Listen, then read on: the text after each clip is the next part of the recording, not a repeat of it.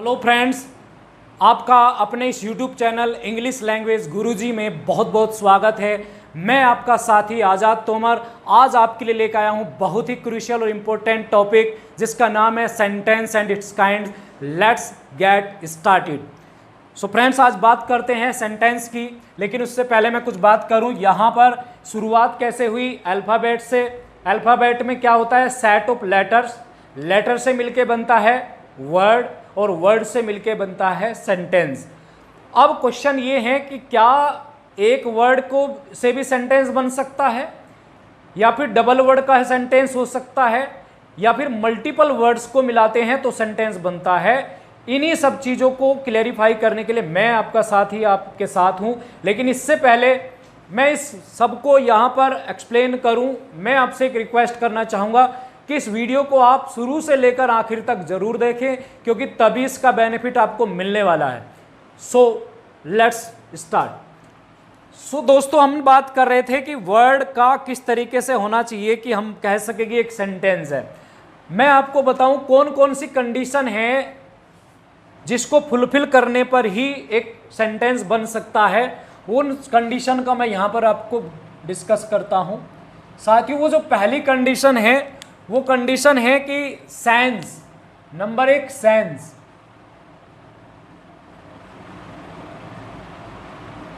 दूसरी कंडीशन है मीनिंग।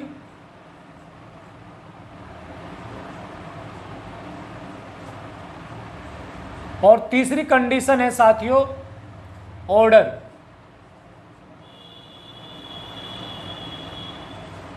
अब सेंस कैसी होनी चाहिए, मीनिंग कैसा होना चाहिए और ऑर्डर कैसा होना चाहिए। अगर ये बात आपको पता लग गई तो आपको ये भी पता लग जाएगा कि जो वर्ड्स का कॉम्बिनेशन है क्या वो एक सेंटेंस है या फिर कुछ और है, वो फ्रेज है या क्लोज है या फिर सेंटेंस है या कुछ है नहीं। तो ये सारी चीजें आपको यहां से पता लगेगी। तो सेंस कैसा होना चाहिए आपका? जब भी एक सेंटेंस फॉर्म होता है उसका सेंस कंप्लीट होना चाहिए। कैसा होना चाहिए साथियों? कंप्लीट। कंप्लीट का मतलब होता है पूरा, पूर्ण। और मीनिंग कैसा होना चाहिए? क्लियर होना चाहिए, स्पष्ट होना चाहिए। अर्थ कैसा होना चाहिए? स्पष्ट होना चाहिए। और ऑर्डर कैसा होना चाहिए? राइट ऑर्डर, यानी कि प्रॉपर ऑर्डर होना चाहिए, यानी कि सही क्रम, सही क्रम होना चाहिए। ये तीन बातें, जो भी वर्ड का कॉम्बिनेशन इन चीज को फुलफिल करेगा वही सेंटेंस हो जाएगा। अब हम कुछ सेंटेंस के एग्जाम्पल आपके साथ में डिस्कस करता हूं। यहां पर मैं सेंटेंस लिखता हूं, एक सेंटेंस लिखूंगा मैं, आई गो टू स्कूल। यहां मैंने एक सेंटेंस लिखा जिसके अंदर की 4 वर्ड है, 1, 2, 3 और 4, और चारों का क्रम बिल्कुल सही है। सेंस इसकी कंप्लीट है, मैं स्कूल जाता हूं, सेंस कंप्लीट है, मीनिंग क्लियर है, और तीसरी बात, जो इनके शब्दों का क्रम है वो बिल्कुल सही तरीके से है। अब बात कर लेते हैं इसी श्रेणी में दूसरे एग्जाम्पल की। मैंने यहां लिखा सी स्टडीज, या यहां दूसरा वाक्य भी हम लिख सकते हैं वी प्ले। तो आप यहां भी देखिए, सी एक वर्ड है, दूसरा स्टडी है, यानी कि 2 वर्ड का कॉम्बिनेशन है यहां पर। इसी तरीके से ये भी एक और एक, दो वर्ड का कॉम्बिनेशन है। दोनों का अर्थ, जैसे यहां देखिए सी स्टडीज, वह अध्ययन करती है, वह पढ़ती है, या वी प्ले हम खेलते हैं। तो मीनिंग आप ये देखिए, सेंस कंप्लीट हो गई इसके अंदर भी। दूसरी बात, मीनिंग क्लियर हो गया, और ऑर्डर भी इनका करेक्ट ऑर्डर है, प्रॉपर ऑर्डर है। इसका means, I mean to say, it is also known as a sentence. अब बात करते हैं तीसरी। हम यहां लिख रहे हैं यस, और यहां लिख रहे हैं नो, या यहां लिख रहे हैं हम वाई। तो यहां मैंने 3 चीजें लिखी है। तो क्या ये सिंगल वर्ड का भी सेंटेंस हो सकता है? अब क्वेश्चन ये है, और इसी क्वेश्चन को मैं क्लियर करूंगा। लेकिन मैं उससे पहले आपसे क्वेश्चन पूछता हूं। मैंने अगर आपसे कहा आर यू हंग्री, क्या आप भूखे हो, तो मैंने आपसे क्वेश्चन पूछा कि आप भूखे हो, तो आपका आंसर क्या होगा साथियों? आपका आंसर होगा हां या ना। हां मैं भूखा हूं, या ना मैं भूखा नहीं हूं। तो अगर आप इसे कह देंगे यस, तो यहां पर भी आपका सेंटेंस कंप्लीट हो गया, यानी कि यहां पर भी जो आप बात कहना चाहते थे वो कन्वे हो गई। तो इसका मतलब हुआ कि इसका सेंस कंप्लीट हो गया, मीनिंग क्लियर हो गया। ऑर्डर की प्रॉब्लम है ही नहीं, क्योंकि एक ही वर्ड है, उसे उल्टा सीधा क्या लिखेंगे।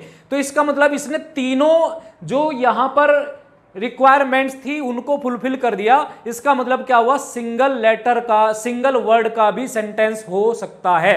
तो यहां पर 3 सेंटेंस मैंने लिखे। ये सिंगल वर्ड का सेंटेंस है, इसके अंदर एक शब्द है, इसके अंदर 2 शब्द है, और इसके अंदर मल्टीपल शब्द है, 3 या 3 से अधिक, 3 या अधिक इसके अंदर वर्ड्स हैं। तो इसका मतलब कहने का ये हुआ, ए वर्ड और group of words which conveys a complete sense, a clear meaning and a proper order is known as a sentence। कहने का ये मतलब हुआ, जो ओल्डन डेज में यानी कि जो पुराने ग्रामेरियन थे उनके अनुसार जो डेफिनेशन होती है सेंटेंस की वो क्या होती है, ए ग्रुप ऑफ 2 और more words which has a complete sense is known as a sentence। but in today's scenario, आज के परिप्रेक्ष्य में जो मॉडर्न ग्रामेरियन है, मॉडर्न, उन्होंने कुछ चीजें चेंज की है, कुछ कॉन्सेप्ट बदले हैं। वो कौन सी चीज चेंज की है, उन्होंने कहा है कि जब एक वर्ड से भी मीनिंग क्लियर हो रहा है, सेंस कंप्लीट हो रही है, ऑर्डर में प्रॉब्लम नहीं है, तो क्यों वो सेंटेंस नहीं हो सकता, वो भी सेंटेंस हो सकता है। तो दोस्तों मैंने आपको दोनों ही बातें बता दी, जो ओल्ड ग्रामेरियन कह रहे थे और जो आजकल का जो मॉडर्न कॉन्सेप्ट है ग्रामर का, वो भी मैंने आपके सामने डिस्कस किया।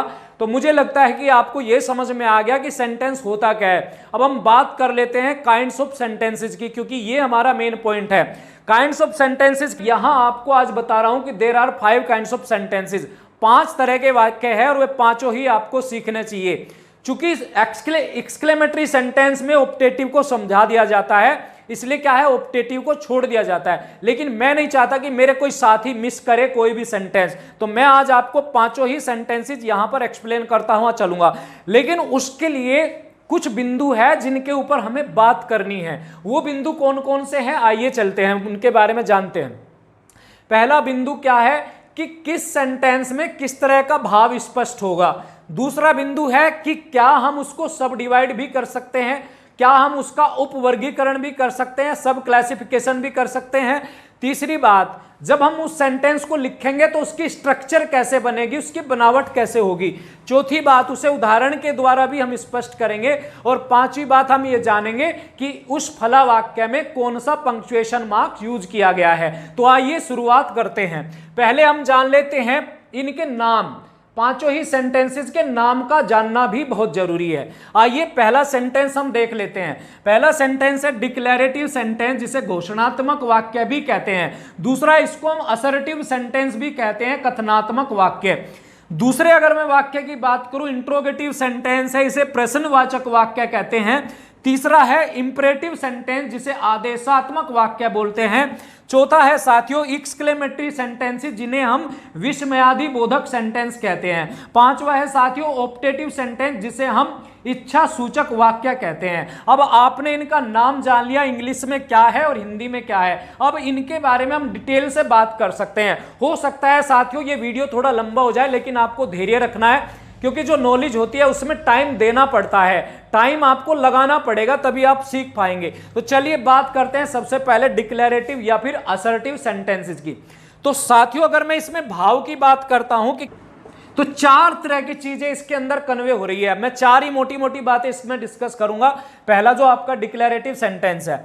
अब बात आती है इंफॉर्मेशन का मतलब क्या है, फैक्ट का मतलब क्या है, ओपिनियन का मतलब क्या है, स्टेटमेंट का मतलब क्या है। क्योंकि आपके मन में प्रश्न होगा कि अब तक तो हमने ये बात जानी नहीं, और जानी भी तो हमने तो सेंटेंस जाने कि फला सेंटेंस असर्टिव है और फला सेंटेंस निगेटिव है, ये बात कहां से आ गई। तो दोस्तों इन बातों का भी अपना एक महत्व है। सपोज करो मैंने आपसे कहा the sun rises in the east, तो ये बात आप जान लो कि ये एक सच्चाई है, ये एक फैक्ट है, इसको हम झुटला नहीं सकते।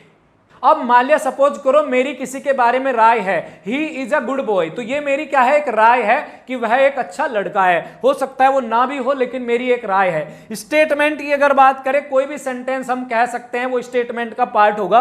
अगर इंफॉर्मेशन की बात करें तो Rahul is reading novel nowadays, आजकल राहुल क्या है, नोवेल पढ़ रहा है। तो एक तरह के क्या हो गया, ये सूचना हो गई, एक इंफॉर्मेशन हो गई। तो इसका मतलब है कि इसके अंदर ये चारों चीज बिल्कुल स्पष्ट होनी चाहिए। अब बात कर लेते हैं, क्या इसको हम सब काइंड में डिवाइड भी कर सकते हैं?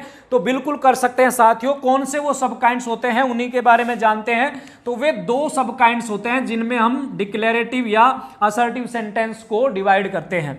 और पहले का नाम है साथियों पॉजिटिव, और दूसरा नाम है इसका नेगेटिव। पॉजिटिव या इसे एक और नाम दे सकते हैं हम, अफर्मेटिव। ये भी इसको हम नाम दे सकते हैं।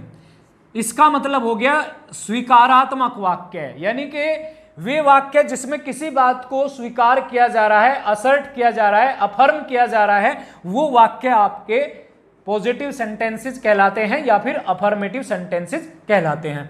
अब बात कर लेते हैं नेगेटिव सेंटेंसेस की। ये वो वाक्य होते हैं जिनमें हम किसी बात को रिफ्यूज करते हैं, डिनाई करते हैं, निगेट करते हैं, मना कर देते हैं, यानी कि हम किसी बात को स्वीकार नहीं करते हैं, तो उस समय ये वाक्य नेगेटिव वाक्य कहलाते हैं। क्या इनकी स्ट्रक्चर अलग अलग बनेगी? तो बिल्कुल इनकी स्ट्रक्चर भी थोड़ा अलग है, लेकिन फिर भी मैं बता दूं एक कॉमन स्ट्रक्चर के बारे में हम यहां पर बात करने जा रहे हैं। और वो कॉमन स्ट्रक्चर क्या होगी साथियों? वो होगी, सबसे पहले इन वाक्यों में सब्जेक्ट होता है। क्या होता है? सब्जेक्ट, जिसे हम कर्ता कहते हैं, डूअर ऑफ द एक्शन, काम को करने वाला। दूसरा होता है दोस्तों वर्ब। ये वर्ब क्या है? ये क्रिया होती है जो ये बताती है कि सब्जेक्ट क्या है, सब्जेक्ट क्या करता है, सब्जेक्ट के विषय में ये कुछ ना कुछ बताता है। तीसरी बात है ऑब्जेक्ट, यानी कि जो बाकी पार्ट बचता है वो कुछ भी हो सकता है, वो कॉम्प्लीमेंट भी हो सकता है, वो एडवर्बियल भी हो सकता है, एडवर्बियल फ्रेजेस भी हो सकते हैं। तो वो तीसरा पार्ट है। शॉर्ट में कहूं तो हम इसे इस तरीके से लिख सकते हैं, यानी कि इसकी जो बनावट आई वो इस तरीके से आई। यहां इसका भाव आ गया, यहां पे उपभाग आ गए, यहां पर इसकी बनावट आ गई। इसे आप अच्छी तरह से समझे, पहले कर्ता फिर क्रिया फिर कर्म, इंग्लिश में यही इसका एक ऑर्डर होगा। अब हम बात करते हैं एग्जाम्पल्स की। इसके उदाहरण कौन कौन से हैं जिसके बारे में हम लिख सकते हैं? सपोज करो हमने कहा he is a good boy, he is a good boy, तो ये मेरी एक राय है और यहां मैंने इस बात को स्वीकार भी किया है। अब बात कर ले, ये वाक्य कहीं का है, ये पॉजिटिव सेंटेंस है। अगर इसी वाक्य का हमें नेगेटिव बनाना हो तो कैसे बना सकते हैं? तो इसमें हम क्या करेंगे, इज के बाद एक वर्ड जिसे हम एडवर्ब भी कहते हैं, नोट लगा देंगे। नोट का मतलब क्या होता है दोस्तों? नहीं होता है। नोट का मीन्स नहीं।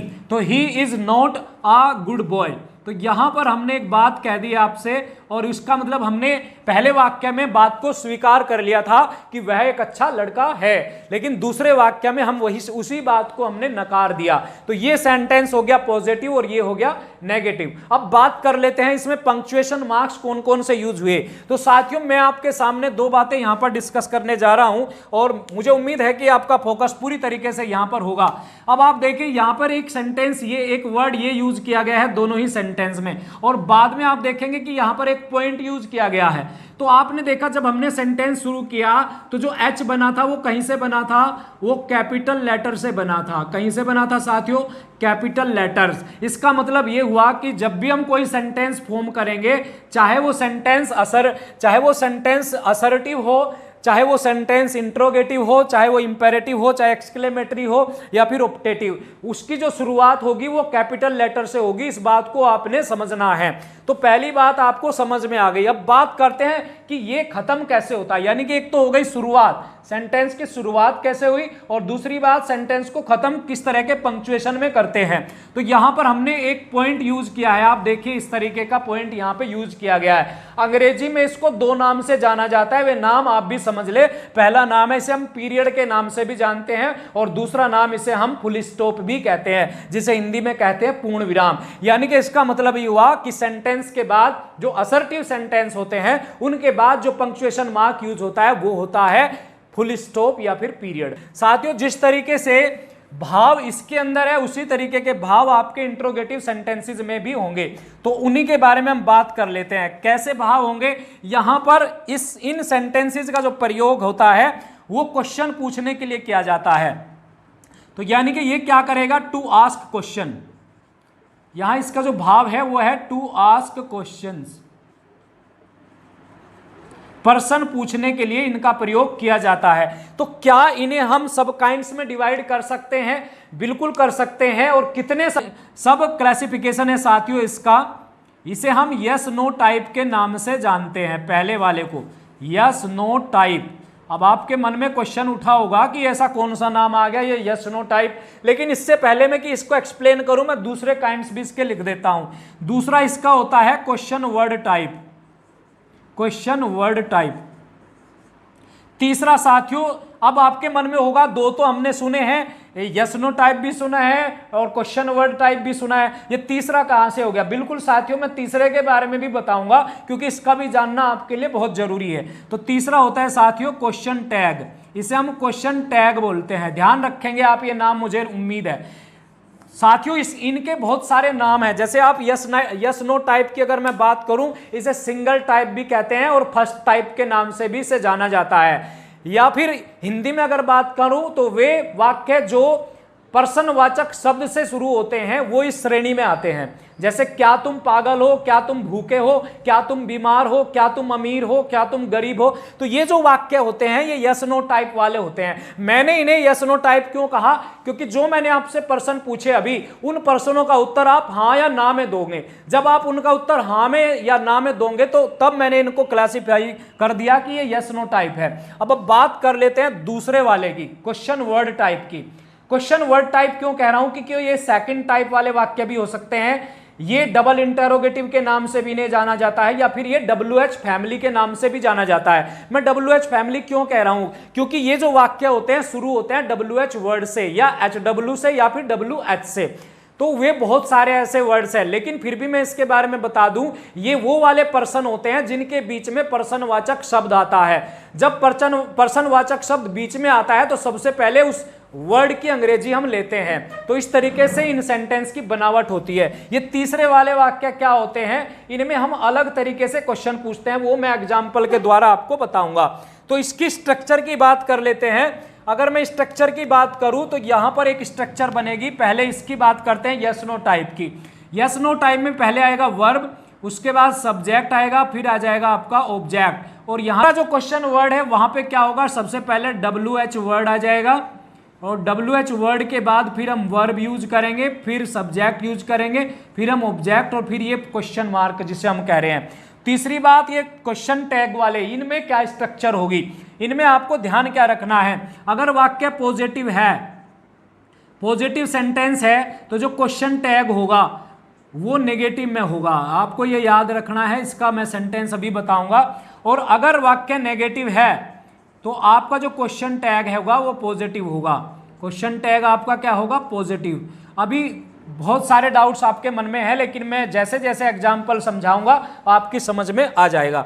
अब हम बात कर लेते हैं पहले वाले वाक्य की, जिसके अंदर हमने स्ट्रक्चर लिए वर्ब, सब्जेक्ट और ऑब्जेक्ट। अभी मैंने आपसे प्रश्न पूछा था आर यू हंग्री, तो यहां फिर मैं लिख देता हूं आर यू हंग्री। साथियों, इस वाक्य की शुरुआत मैंने आर से की है, जिसका मीन्स हो गया यहां पे हिंदी में क्या। इसका मीनिंग क्या नहीं होता, लेकिन फिर भी सेंटेंस का जो अर्थ होता है उसके अकॉर्डिंग यहां पर हिंदी में क्या आता है। तो इसका मतलब हुआ क्या तुम भूखे हो। तो जब हम इसको इंग्लिश में ट्रांसलेट करते हैं उस समय हम वर्ब का यूज करते हैं आर। जो मेन यहां पे वर्ब है वो है आर, तो आर को हम सबसे पहले ले आते हैं। तो इन पर क्वेश्चन का आंसर, जैसे मैंने आपसे पूछा आर यू हंग्री, तो इनका आंसर आप कहीं में दोगे यस या नो में, इसलिए हम इसे यस नो टाइप से जानते हैं। दूसरी क्वेश्चन की अगर मैं बात करूं, दूसरे टाइप की अगर मैं बात करता हूं, question word type, WH word type, तो हम यहां पर इसका जो स्ट्रक्चर बनेगी वो बनेगी what is your name. Suppose करो ये वाक्य मैंने यहां पर लिखा व्हाट इज योर नेम, आपका नाम क्या है, आपका नाम क्या है। तो जब मैंने हिंदी वाक्य बोला तो क्या कहाँ आया? पर्सनवाचक शब्द कहाँ आया? बीच में। तो अंग्रेजी बनाते समय हम क्या करते हैं? उस वाक्य की अंग्रेजी सबसे पहले ले लेते हैं, यानी कि क्वेश्चन वर्ड जो हमारा आएगा वो सबसे पहले आ गया। इस तरीके से इस वाक्य को भी हमने बना दिया। अब तीसरी बात करते हैं हम क्वेश्चन टैग की। तो क्वेश्चन टैग में क्या करेंगे हमने मान लिया, सपोज करो एक बात कही, he is a good boy. हमने एक वाक्य यहां पर बोला और उसके बाद हमने किसी से पूछा क्या वो अच्छा लड़का नहीं है, तो हम क्या बोलेंगे? Isn't he. क्या बोलेंगे, इजंट ही। आपने देखा ISN और ऊपर एपोस्ट्रोफी टी लगा दिया हमने, ये शॉर्ट फॉर्म होता है इज नॉट का, तो इजंट ही। तो जब मैंने क्या समझाया आपको, अगर वाक्य होगा पॉजिटिव, ये वाक्य पॉजिटिव है तो इसमें नोट आ गया। अगर ये वाक्य होता नेगेटिव, हमने यही वाक्य अगर ऐसे बनाया होता, he is not a good boy, he is not a good boy, तो इसका आंसर साथियों कहीं में होता है इज ही। यहां पर हम आंसर क्या बोलते हैं इसका, इज ही। तो यानी कि ये जो क्वेश्चन टैग है आपको समझ में आ गया होगा कि किस तरीके से क्वेश्चन टैग होते हैं। He is a good boy, isn't he, वह एक अच्छा लड़का है, क्या है नहीं, हम किसी से पूछ सकते हैं। दूसरी सेंस क्या है, he is not a good boy, is he, वह एक अच्छा लड़का नहीं है, क्या है। तो ये इस तरह के जब क्वेश्चन पूछे जाते हैं उन्हें हम क्वेश्चन टैग बोलते हैं। और ये ऊपर वाली सारी स्ट्रक्चर आपको समझ में आ गई। अब बात कर लेते हैं इसमें पंक्चुएशन मार्क क्या यूज किया गया। तो साथियों पंक्चुएशन मार्क्स की अगर मैं बात करूं तो यहां पर आपने एक स्पेशल तरह का निशान देखा। वो कौन सा निशान है, वो निशान है यहां पर इस तरह से बनाते हैं और उसके नीचे पॉइंट लगा देते हैं। इसे क्या नाम से जाना जाता है, क्या कहते हैं, क्वेश्चन मार्क या मार्क ऑफ इंटरोगेशन के नाम से इसको जाना जाता है। क्या जाना जाता है, क्वेश्चन मार्क या फिर मार्क ऑफ इंटरोगेशन। अब हम बात कर लेते हैं, तो साथियों अब हम बात करते हैं इंपेरेटिव सेंटेंसेस को कैसे फॉर्म करें और कैसे फाइंड आउट करें कि किस तरीके से हम इसको। इंपेरेटिव सेंटेंस इसका नाम ही आदेशात्मक वाक्य है। तो अगर मैं इसमें तो यहां इसमें पहला भाव आपका ऑर्डर का हो सकता है, ORDER। ऑर्डर मीन्स क्या होता है साथियों, आदेश। इसी को अगर हम कहें कि कमांड भी इसके अंदर हो सकती है। कमांड आप जानते हैं कौन देता है, एक ऑफिसर कमांड दे सकता है, एक टीचर भी कह सकता है कमांड दे के, बाकी ऑर्डर तो यूज किया ही जाता है। दूसरी बात, इसमें भाव दूसरा भी हो सकता है, वो क्या हो सकता है, वो रिक्वेस्ट का भाव भी हो सकता है। इसका मतलब हुआ कि यहाँ पर आप किसी से प्रार्थना भी कर सकते हैं, निवेदन भी कर सकते हैं, अर्ज भी कर सकते हैं। तो इसे हम अर्ज के नाम से भी या प्लीडिंग के नाम से भी कह सकते हैं कि इसके अंदर निवेदन भी हो सकता है। इसके अलावा तीसरी अगर मैं बात करूँ, यहाँ पर आप सजेशन, एक सुझाव की अगर मैं बात करता हूँ तो इन वाक्यों से हमें सुझाव का भी बोध होता है, सजेशन, या फिर इसे हम एडवाइस भी कहते हैं, एडवाइस। तो यहाँ आप देख सकते हैं ये तीन भाव मैं यहाँ बात कर चुका। चौथा भाव यहाँ पर आप प्रोहिबिशन भी इसमें कह सकते हैं, प्रोहिबिशन। किसी बात को जब हम नकारते हैं, मना करते हैं, तो उसे प्रोहिबिशन के नाम से जाना जाता है। अब हम इससे आगे की बात कर लेते हैं, स्ट्रक्चर की बात कर लेते हैं, सब काइंड्स की बात कर लेते हैं। तो इसके सब काइंड्स तो होते नहीं, लेकिन फिर भी कुछ पॉइंट्स हैं जिन्हें मैं आपको बताऊंगा। यहाँ पर अगर मैं बात करूं कि इन सेंटेंसेज में भाव क्या होता है, तो हमने इसके बारे में बात कर ली। अब बात कर लेते हैं इनकी स्ट्रक्चर क्या होगी, लेकिन उससे पहले भी मैं ये बात कर लूं कि ये वाक्य शुरू कहीं से होते हैं। यहाँ पर हम कुछ पॉइंट लिखेंगे, ये वाक्य शुरू होते हैं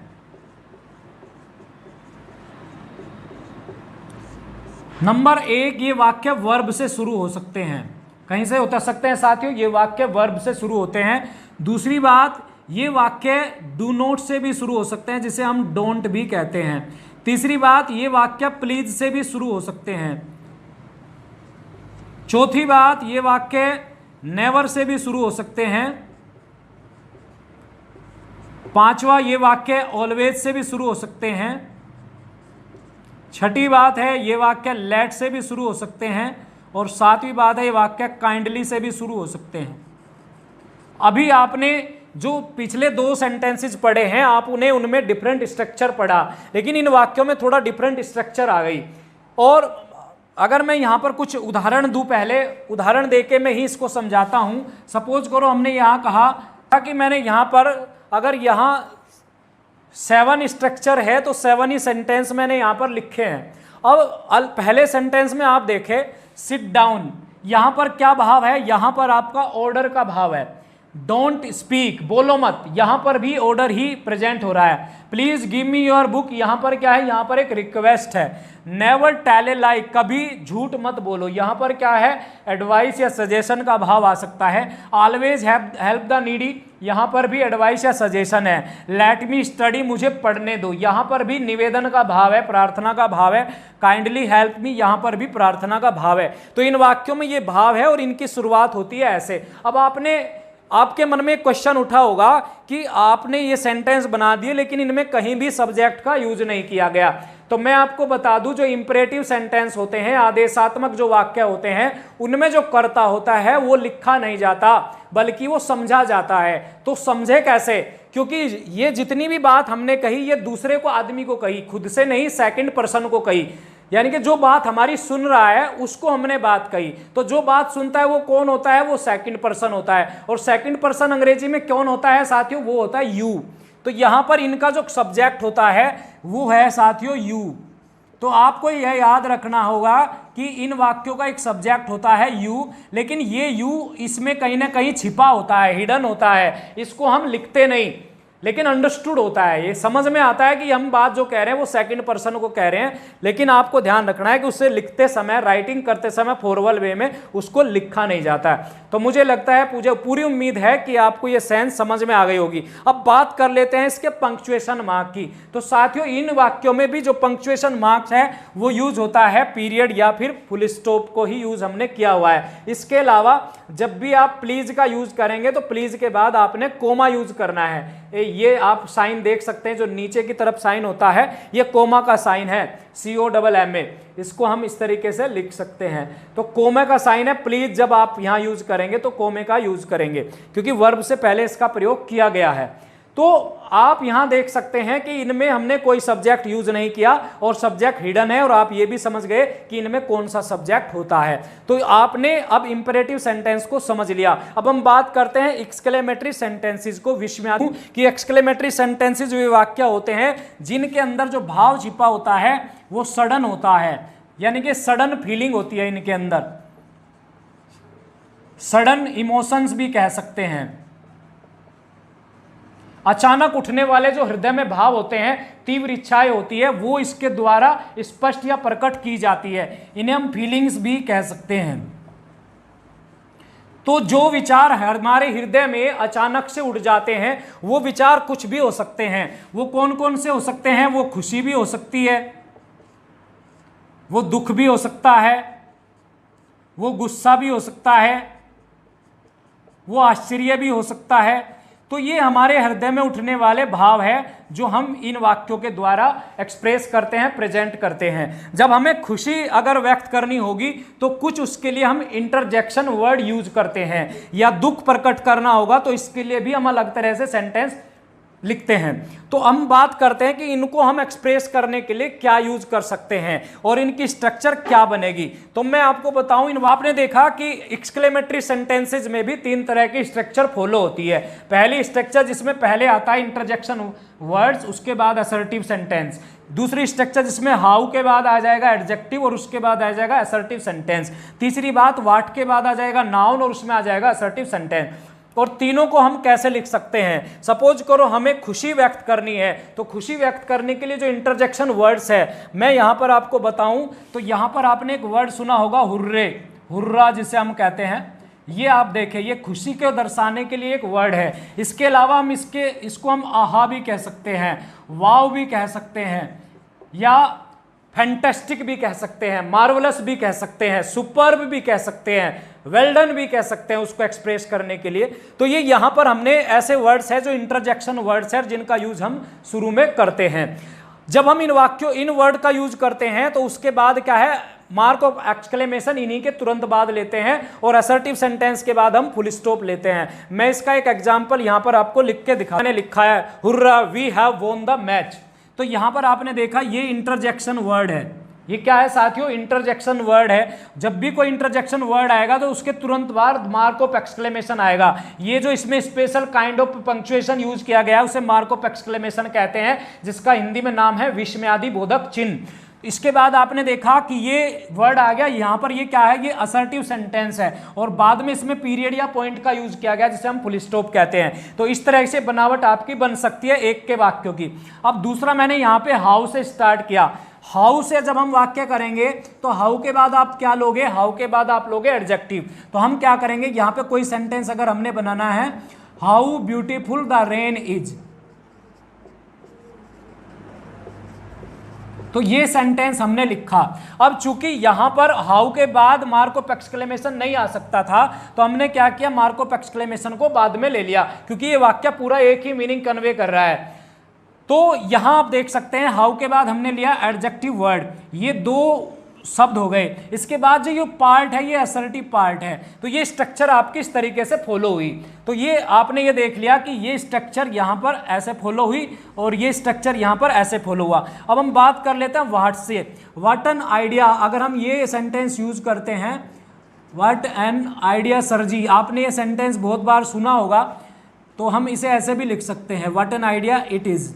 तो यहां पर हम मार्क ऑफ एक्सक्लेमेशन यूज कर सकते हैं। याद रखेंगे जब भी हाउ आएगा वो फॉलोड होगा एडजेक्टिव के द्वारा, और जब भी व्हाट आएगा उसके बाद आएगा नाउन। ये बात आपने याद रखनी है, क्योंकि ये वाक्य आज आपको यूज नहीं करने, ये आपको अलग अलग जगह पर अलग अलग परिप्रेक्ष्य में यूज करने पड़ते हैं। तो इस बात को आपको समझना होगा। आपको मैंने इसका भाव भी बता दिया, इसकी स्ट्रक्चर भी बता दी, और इसके अंदर जो पंक्चुएशन मार्क होता है यूज वो भी बता दिया। ये आप डंडा देखें, यहाँ पर इस तरह से एक डंडा है, इसके नीचे आपका एक पॉइंट है, तो इसे बोलते हैं विस्मयादि बोधक चिन्ह, जिसे हम मार्क ऑफ एक्सक्लेमेशन भी कहते हैं। भाव की अगर मैं बात करूं, इन वाक्यों में हम या तो विश होता है जिसे हम इच्छा कहते हैं, या प्रेयर होती है, किसी के लिए प्रार्थना होती है, या फिर ब्लेसिंग्स होती है, किसी के लिए आशीर्वाद होता है, या फिर इसमें कर्स भी हो सकता है, किसी के लिए हम अभिशाप भी दे सकते हैं, शराब भी दे सकते हैं। तो ये भावना इनमें स्पष्ट होती है। ये हम इच्छा जता सकते हैं किसी की शुभकामना के लिए, प्रेयर कर सकते हैं किसी की भलाई के लिए, आशीर्वाद दे सकते हैं, और इसके अलावा यहाँ पर किसी को हम गालियाँ भी दे सकते हैं। अगर सपोज करो आपने बूढ़े आदमी की हाथ में स्टिक है और आप वो छीन के भग गए, तो वो क्या करेगा, आपको आशीर्वाद नहीं देगा, फिर वो कर्स करेगा, आपको कोसेगा। लेकिन अगर आपने एक बूढ़े आदमी को रास्ता पार करवा दिया, सड़क पार करवा दी, तो वो क्या करेगा, वो आपको ब्लेस करेगा। तो यहां पर इन वाक्यों को ध्यान से आप देखें, क्या इनको सब काइंड्स में डिवाइड कर सकते हैं? कर सकते हैं। कैसे? एक वे वाक्य हो सकते हैं जो मे से स्टार्ट होते हैं। कौन से? जो मे से स्टार्ट होते हैं। और एक वाक्य होते हैं जो ओ दैट से स्टार्ट होते हैं। यानी कि दो स्ट्रक्चर यहां पर फॉलो होती है। मे के बाद असर्टिव सेंटेंस यूज हो सकता है, और असर्टिव सेंटेंस, और इसके बाद आप यूज करेंगे मार्क ऑफ एक्सक्लेमेशन चिन्ह। और यहां पर ओ दैट के बाद भी आपका असर्टिव सेंटेंस यूज होगा, असर्टिव सेंटेंस, और यहां पर भी हम यूज करेंगे मार्क ऑफ एक्सक्लेमेशन। ये दो स्ट्रक्चर इन सेंटेंसेस में यूज होती है। और समटाइम्स कभी कभी ऐसा भी होता है कि मे के बिना भी हम सेंटेंस कैसे यूज करते हैं, आइए उसी के बारे में बात कर लेते हैं। इसके एग्जाम्पल्स हम कुछ समझते हैं। तो यहाँ पर आप किसी को जब आशीर्वाद देते हैं या उसके लिए अच्छे के लिए प्रार्थना करते हैं, तो हम यही कहते हैं, मे यू लिव लॉन्ग, भगवान करे तेरी लंबी उम्र हो। यही हम किसी की अच्छाई के लिए कामना करते हैं। May you get first division in your class, may you top your class, आप भगवान करे आप क्लास को टॉप करें। या हम इस तरीके से भी कह सकते हैं, गो टू डॉग, अगर आपका कोई नुकसान करता है या आपके लिए प्रॉब्लम क्रिएट करता है, तो हम उसको कह सकते हैं भाड़ में जा। ये भी हम यूज कर सकते हैं। अब बात कर रहे हैं मे से हमने एक सेंटेंस बनाया, और इसके बाद हमने गो से बनाया। इसका मतलब है ये सेंटेंसेस जो मे वाले होते हैं, ये मे या विदाउट मे भी यूज हो सकते हैं, लेकिन ज्यादातर मे में ही यूज करना है। सुटेबल जो तरीका है फॉर्मल वे में, वो सही मे से ही होता है। अब बात कर लेते हैं ओ दैट वाले कौन से वाक्य होते हैं। तो ओ दैट में आप ध्यान दें, यहां पर oh that I were the minister of my state. जब आप ऐसी कोई परिकल्पना करते हैं, ऐसे सोचते हैं जो अभी केवल कल्पना ही है, वो असलियत में नहीं है, ओरिजिनल उसका कोई स्रोत नहीं है। Oh that I were the minister of my state, काश मैं अपने स्टेट का मंत्री होता। तो ये बात क्या है, ये बातें ऐसी है जो फुलफिल नहीं होती, लेकिन हम उनको केवल इमेजिन कर सकते हैं, इमेजिनेशन उनकी कर सकते हैं। तो उन वाक्यों को रिप्रेजेंट करने के लिए ओ दैट का प्रयोग किया जाता है। तो इसका मतलब आपको ये समझ में आ गया। हमने बात कर ली इसके भाव की, हमने इसकी बात कर ली बनावट कैसे होती है, स्ट्रक्चर कैसे होती है। उदाहरण मैंने यहाँ पर लिखे, विराम चिन्ह की अगर मैं बात करता हूँ, तो इन वाक्यों के बाद में भी, इन वाक्यों के लास्ट में भी आप ये ही यूज करते हैं जो मार्क ऑफ एक्सक्लेमेशन है, पहले डंडा और उसके नीचे बिंदी। तो दोस्तों मैंने आज आपके सामने 5 सेंटेंसेस डिस्कस किए। मुझे पूरी उम्मीद है कि आपको ये सारे सेंटेंसेस समझ में आ गए होंगे। अगर मेरी वीडियो से आपको जरा सा भी फायदा हुआ या जरा सा भी आपको मेरा तरीका पसंद आया तो मेरी वीडियो को आप लाइक सब्सक्राइब जरूर करिएगा, क्योंकि आपके प्यार के कारण ही मैं यहाँ बेहतर से बेहतर आपको इन्फॉर्मेशन प्रोवाइड करवा सकता हूँ। और मेरी वीडियो को आप ज़्यादा से ज़्यादा शेयर भी करें। Thank you very much.